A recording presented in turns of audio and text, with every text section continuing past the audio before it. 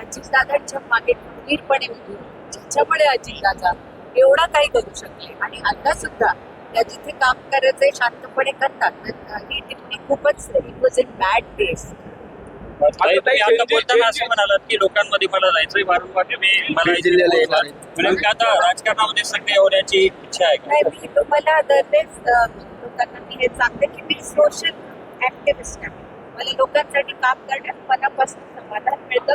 ते मी कुठेही असली, नागपूरला, मुंबईला, पुण्याला, कुठेही आमचे उपक्रम चालूच असतात. आणि असेच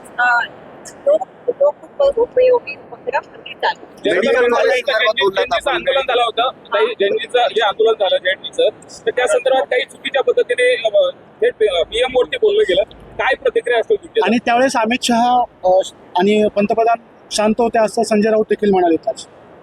फक्त एवढं म्हणू शकते की जे आंदोलन होतं ते नीट पासून चालू होऊन पण ते इतकं वेगळंच त्यांनी टर्न घेतला. अँटी सोशल एलिमेंट्स त्यात आले आणि त्यात भाषा किंवा ऍक्शन्स कशा वापरल्या गेल्या आपण पण पाहिलं.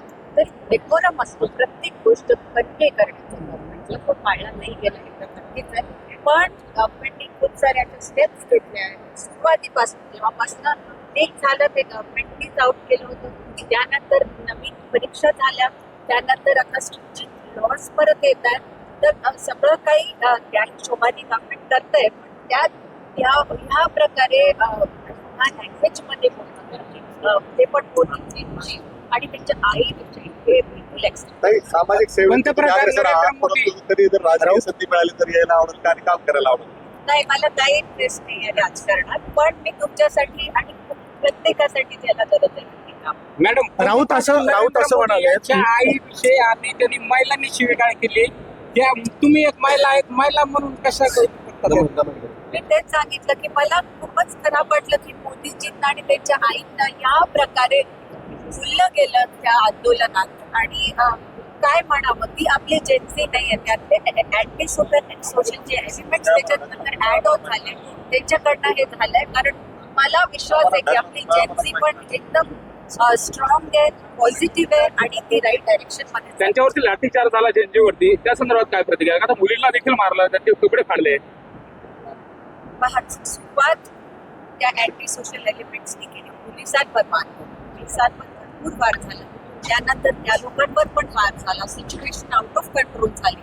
हा एक काळा दिवसच होता आणि मी दोन्हीकडनं या गोष्टीचा करते. आणि आजच्यामध्ये मेडिकल कॉलेज नाही आहे, मेडिकलचे कुठलेच नक्की मी देवेंद्रजीच्या मागे पाठलाग करून मी सुरेशजींनी पण मला म्हटलेलं आहे की तुम्हाला साहेबांना बिलकुल म्हणायचं आणि हे करायचं आणि साहेब ओळखू नाही कुठे कशाची गरज आहे, तर नक्की इथे यायलाच पाहिजे. राऊत असं म्हणाले की जे सुनेत्रा पवारांनी काँग्रेसने टीका केली ती स्त्री पुरुष समानतेचा भाग नाहीये, मात्र फडणवीस आणि शिंदे त्या जागी असले असते तर मी त्यांना गुंगा गुड्डा असं म्हणालो असतो. गुंगा गुड्डा म्हणालो असतो. तुम्हाला वाटतं मी राऊत साहेबांवर कमेंट करायला पाहिजे की मी आपली कामं नीटपणे करायला पाहिजे? मला वाटतं असं जे बोलणार आहे त्याच्यापेक्षा गुंग असणंच बेटर. Thank you.